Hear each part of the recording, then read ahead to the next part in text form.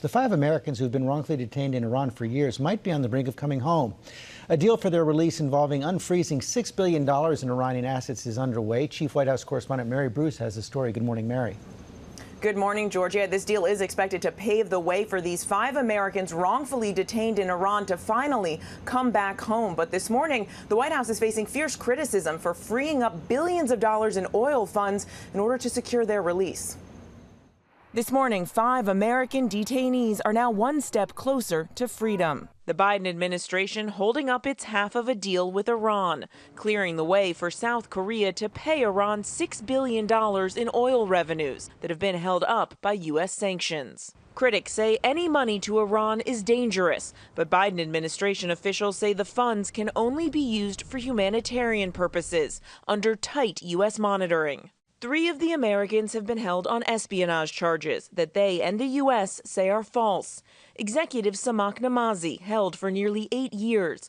Conservationist Murad Tabaz and businessman Ahmad Sarji, both arrested in 2018. The other 2 Americans wish to remain anonymous. All 5 have been under house arrest in Tehran since last month as the U.S. and Iran finalized this agreement. Their families pleading for their freedom. These are innocent Americans that were taken solely because they're American, and what I do know that it's never wrong to bring home an American.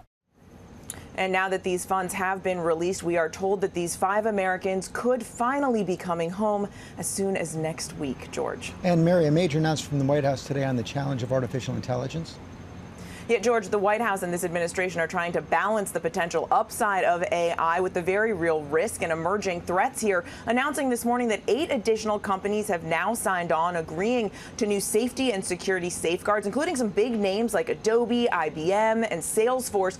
This now brings the total to 15 companies that are agreeing to this, pledging to try and manage the potential risks of AI while also competing to try and harness its real potential, George. Mary Bruce, thanks.